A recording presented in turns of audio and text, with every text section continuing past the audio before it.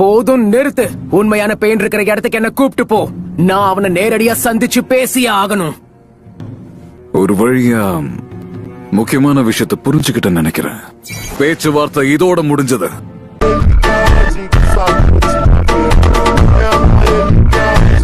அவன் கிட்ட ஒரு உண்மையான விஷயத்தை பேசி ஆகணும். நீ இப்போ சேஜ் மோட்ல இருக்கிற நருட்டோ. சக்ரா ஷுரிக்கேன 2 மட்டும்தான் உன்னால உருவாக்க முடியும்னு எனக்கு தெரியும். உன் கூட சண்டை போடுறத தவிர எனக்கு வேற வழியே இல்லல.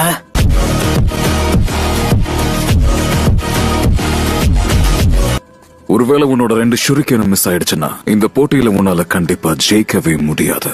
சாவனா என்னன்னு உனக்கு காட்டுற வரைக்கும் நான் ஓயவே மாட்டேன்.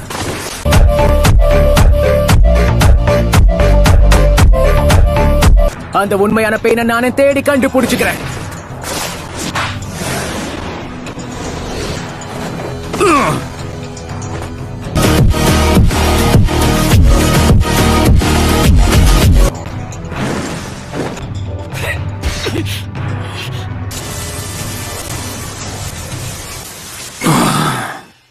அவ சேஜ் மூட பயன்படுத்தி என்ன ரிவர்ஸ் ட்ராக் பண்ணிட்டான். அவனை கண்டுபிடிச்சிட்டேன்.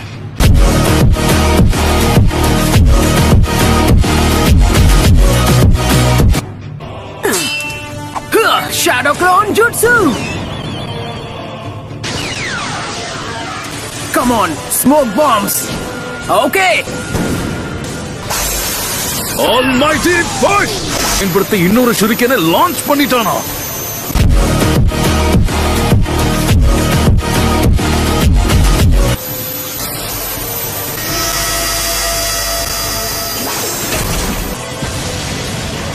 இன்னும் 4 வினாடிகள் தான் இருக்கு. இன்னும் 3 வினாடிகள் கழிச்சு மட்டும்தான் எனக்கு அடுத்த ஜுட்சுவை லான்ச் பண்ண முடியும். இந்த ஷாட்ஸையும் இப்போ மிஸ் பண்ணிட்டா உன் கதை முடிஞ்சது.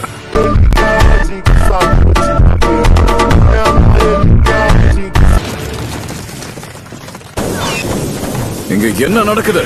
இன்னும் 2 வினாடிகள் பாக்கி இருக்கு. Go! என்ன இது? ஒரே நேரத்துல எத்தனை ஷேடோ க்ளோன்ஸா? இன்னும் ஒரே ஒரு நொடிதான். 0.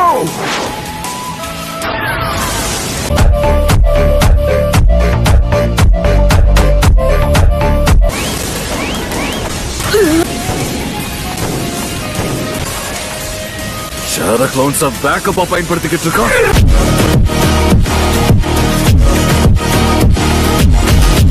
இந்த கேள்விக்கும் பதிலே இல்லாம எதுக்காக போராடிக்கிட்டு இருக்க? போதும் நிறுத்து. தாக்க பிடிச்சான். இன்னும் 5 வினாடிகளுக்கு என்னால எந்த ஜுட்சுவையும் பயன்படுத்த முடியாது. சொன்னா கேளு. போதும் பெயின். உன் முயற்சியை கைவிடு. அசைந்தான்.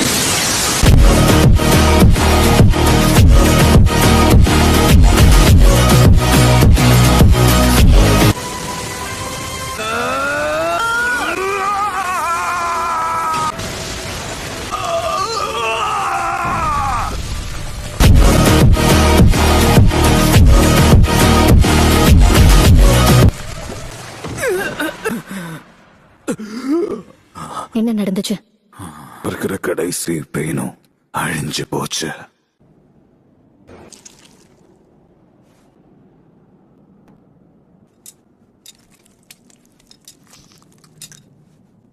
இந்த ராட்ஸ் மூலமா தான் எல்லா பெயினுக்கும் தேவையான சக்ரா கிடைச்சிருக்கு.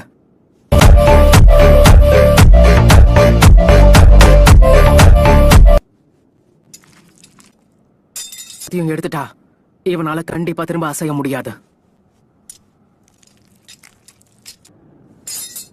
நீ போக போறியா? ஆமா. அப்படின்னா உதவிக்கு ஆளுங்க தேவைப்படுவாங்க. இல்ல, வேற யாரும் வேண்டாம். நான் தனியா போக போறேன்.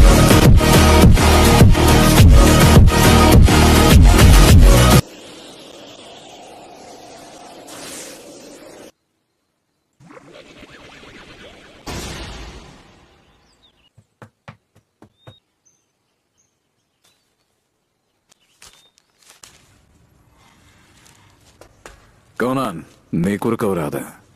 ஆனா நாகட்டு பரவாயில்ல, நான் பாத்துக்கிறேன். விட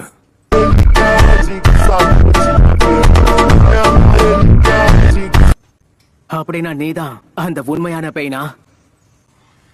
அமைதி போராளி ஒரு வழியா என்ன நேரடியா சந்திக்க வந்துட்டான். எப்பயாவது நீ என்ன வெறுக்கிறியா? நீ பழி வாங்கணும்னு நினைச்சது என்னத்தான்? என்ன பழி வாங்க தானே இவ்வளவு தூரம் நீ வந்திருக்க. நாகட்டோவை கொன்னு பழி வாங்கறதுனால இந்த உலகத்துல ஒரு சின்ன விஷயம் கூட மாறுறதுக்கு வாய்ப்பில்லை.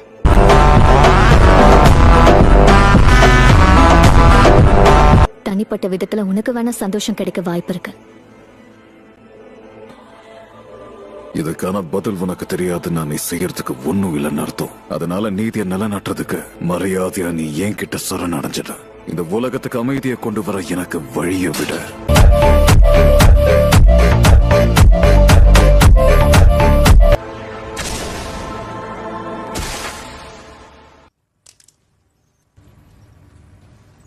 நீ பக்கத்துல இருக்கிறதுனால என்னோட சக்கராவை பயன்படுத்தி உன்னோட ஒவ்வொரு அசைவையும் என்னால கண்ட்ரோல் பண்ண முடியும்.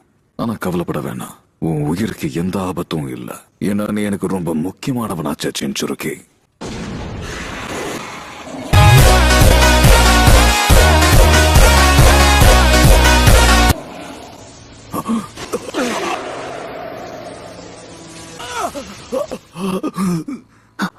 என்னாச்சு நாகட்டோ? என்னன்னு சொல்லு. நான் இதை செய்யணுங்கிறதுக்காக தான் அவன் வந்திருக்கான். நான் இங்க வந்ததே உன் கூட பேசணுங்கிறதுக்காக தான். அது மட்டும் இல்ல, இன்னொரு விஷயத்தையும் தெரிஞ்சுக்கணும்னு நினைச்சேன். என்ன தெரிஞ்சுக்கணும் சொல்லு. ஒருவேளை நான் என்னுடைய பெரிய எதிரியை நேரடியா சந்திச்சா நான் எப்படி உணர்றேன்னு தெரிஞ்சுக்கணும்னு நினைச்சேன். என்ன பத்தி எனக்கு இது வரைக்கும் எதுவும் தெரியல. என்னானாலும் நான் உன்னை மன்னிக்கவே மாட்டேன். உன்னை கண்டிப்பா கொல்லுவேன். ஒரு கொடூரமான சாவணி எதிர்கொள்வ பெயின்.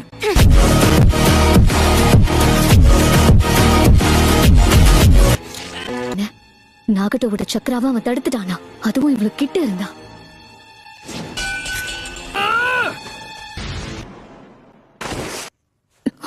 ஜிராயா சென்சை சொன்னபடி இந்த உலகத்துல இருக்கிற ஒவ்வொரு மனிதரும் கண்டிப்பா ஒருத்தரை இன்னொருத்தர் புரிஞ்சுப்பாங்க நம்பினாரு.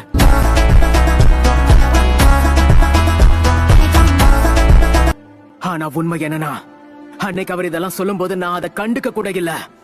அவர் ஆரம்பிச்சதை நான் தான் முடிச்சு வைக்கணும்னு சொன்னாரு. ஒரு வழியா அவருடைய மாணவனா எனக்கும் சில பொறுப்புகளை ஒப்படைக்கிறாருன்னு சந்தோஷப்பட்டேன். ஆனா இப்போ யோசிக்கும் போதுதான் அவர் அன்னைக்கு என்ன சொன்னாருன்னு எனக்கு முழுசா புரியுது. ஜிராயா சென்சையோட வார்த்தைகளும் சித்தாந்தங்களும் அவர் இருந்த காலத்துக்கு வேணா சரியா இருந்திருக்கலாம். ஆனா இப்ப நிஜ வாழ்க்கை அப்படி கிடையாது. இங்க வந்ததும் என் உயிரை பறிச்சு ஷினோபி உலகத்துக்கு அமைதியை கொண்டு வர வேண்டியதானே நீ சொல்லியிருந்த.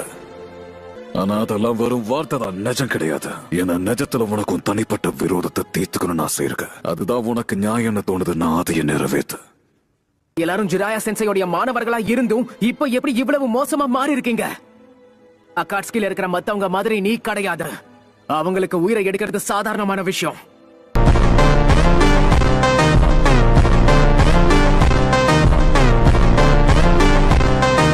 நான் வளர வளர எல்லாம் மாறிடுச்சு நினைச்சேன். ஆனா எதுவும் மாறல. என் அப்பா அம்மா சாகும்போது எப்படி இருந்துச்சோ அதே மாதிரிதான் இருக்கு. எல்லாம் ஏன் தப்புதான். ஜிராயாக்கு நான் கொடுத்த பதிலும் தீர்வும் எதுக்கும் பயன்படாதுன்னு புரிஞ்சுக்கிட்டேன். யாய்கோக்காக என் உயிரை கொடுப்பேன். ஏன்னா அவன் என் கனவை நிறைவேற்றினான். என்னோட அந்த உயிர் நண்பனுக்காக என் உயிரை தியாகம் செய்யறதுக்கும் நான் தயாரா இருக்கேன்.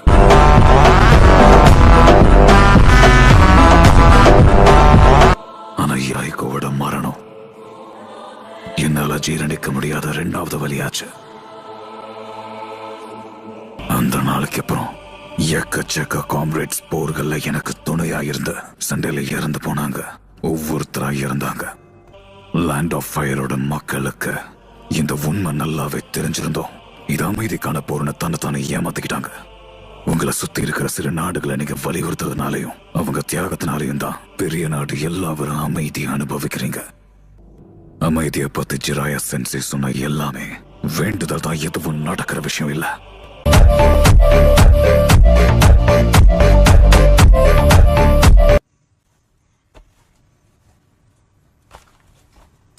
நீ சொல்றதும் சரிதான். உண்மை என்னன்னா, நம்ம 2 பேருடைய சிந்தனைகளும் ஒரே மாதிரி தான் இருக்கு. என்னதான் நான் இப்ப உன்னை முழுசா புரிஞ்சுக்கிட்டாலும் என்னுடைய உணர்ச்சிகளை என்னால மாத்திக்க முடியல. என்னால கண்டிப்பா உன்னை மன்னிக்க முடியாது.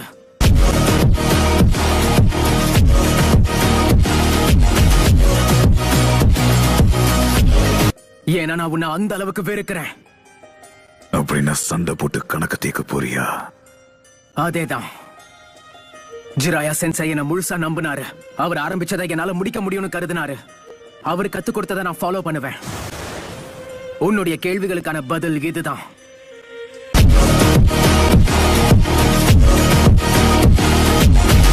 என்னன்னா, நான் உங்களை இப்ப இங்க கொல்ல போறதில்ல. இவ்ளோ நடந்து முடிஞ்சதுக்கு அப்புறமும் ஜிராயா சென்சே சொல்லி கொடுத்ததை இன்னுமா நீ நம்பிக்கிட்டு இருக்க? முடியாது, வாய்ப்பில்ல. இவ்ளோ நடந்து முடிஞ்சதுக்கு அப்புறம் ஜிராயா சொன்ன வார்த்தை எப்படி நம்ப முடியும்? அமைதிங்கிற வார்த்தைக்கு இந்த உலகத்திலே இடம் இருக்காது.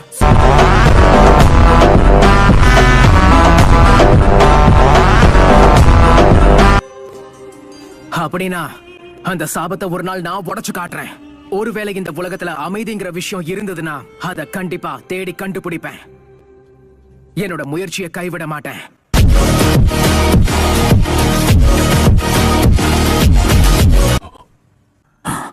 ஆனா நீ சொன்னத நாகட்டோ, என்ன ஆச்சு உனக்கு? அந்த வார்த்தைகள் உனக்கு எப்படி அது தெரியும்? அது உனக்கும் தெரியும்னு எனக்கு தெரியும். ஏன்னா இப்ப நான் சொன்னது எல்லாமே இதோ இந்த புக்ல எழுதி இருந்தது. ஜிராயா சென்சை அவருடைய வாழ்க்கையில முதல்ல எழுதின நாவல். அது மட்டும் இல்ல, இது எல்லாத்துக்கும் இன்ஸ்பிரேஷனா இருந்த அவருடைய மாணவனை பத்தி இந்த புக்ல எழுதி இருக்காரு. இது வேற யாரும் இல்ல, நீதான்.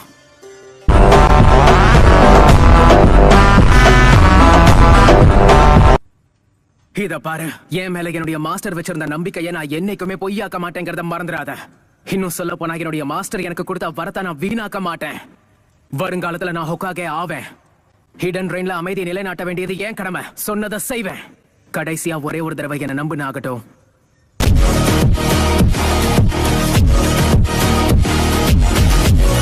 நான் என் நம்ப எவ்வளவு வலி அனுபவிச்சாலும் எவ்வளவு கஷ்டம் வந்தாலும் உன்னோட இந்த சித்தாந்தம் மாறாது நம்ப சொல்றியா? எப்ப உனக்கு இதே போல நம்பிக்கை இருக்குன்னு சொல்ல வரியா? அத நிச்சயமா உன்னால சொல்ல முடியுமா? இந்த உலகமோ இந்த வாழ்க்கையை உன்ன மோத்தாதுன்னு எப்படி உன்னால அடிச்சு சொல்ல முடியுது? நானும் நிறைய வலி அனுபவிச்சிருக்கேன். அது எதுவும் உனக்கு தெரியாது. என்னுடைய மனசுக்குள்ள ஆறாத வலி இன்னும் நிறைய இருக்கு நாகட்டும். பிரச்சனை வரப்ப நான் என்னுடைய சித்தாந்தத்தை மாத்திக்கணும்னு நினைச்சேனா, இந்த புக்குடைய ஹீரோ அவனை அவன் மாத்திக்கணும்னு நினைச்சா, அதுக்கப்புறம் வாழ்க்கைக்கு அர்த்தங்கிறதே இல்லாம போயிடும். நம்ம மாஸ்டர் எழுதிட்டு போன கதையை மொத்தமா மாறிடும். அது நருட்டோவுடைய கதையா இருக்காது. நான் தேர்ந்தெடுத்திருக்கிற இந்த பாதையில எவ்வளவு வலி இருந்தாலும் பரவாயில்ல, நான் என்னுடைய பயணத்தை தொடருவேன். ஏன்னா அதுதான் இந்த நருட்டோவுடைய அடையாளம்.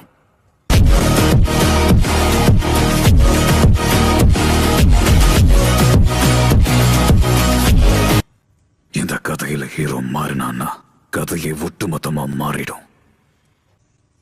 நம்ம 2 பேரும் அவரோட ஸ்டூடெண்ட்ஸ் தான்.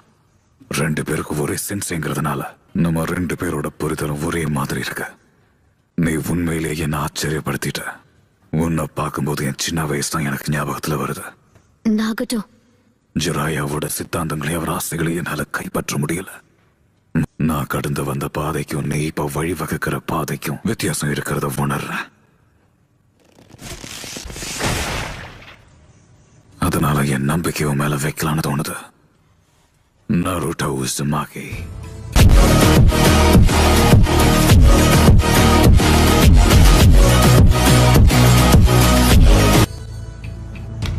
நான் கேடோ ஆர்ட் ஆஃப் ரெனே ரீபர்த்தை பயன்படுத்த போறேன். நாகட்டோ, அது உன்னால முடியாது. கவலைப்படாத, எல்லாம் நன்மைக்குதான். நீ எந்த ஜுட்சுவை பயன்படுத்த போற? ரினேகான் சக்தி இருக்கிற யாரா இருந்தாலும் பெயின் பயன்படுத்தின 6 ஜுட்சுக்களையும் பயன்படுத்த முடியும். நாகட்டோவோட இந்த விஷுவல் பவர் நான் சொன்ன இந்த வாழ்வு சாவ மிஞ்சினது. அதனாலதான் நாங்க அவனை 7th பெயின்னு சொல்றோம்.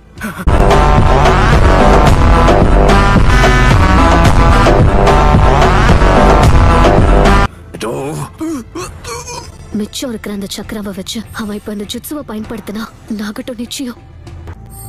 எந்த ஒரு பையன் பேசினதும் நாகட்டோவே மனசு மாறிட்டானா?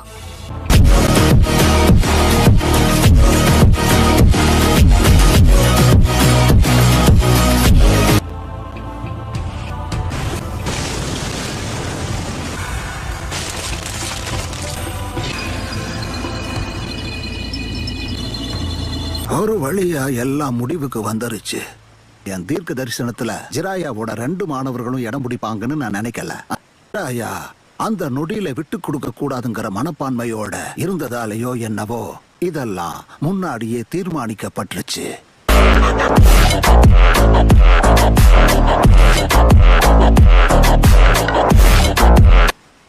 இந்த உலகத்தையே மாத்துறதுக்கு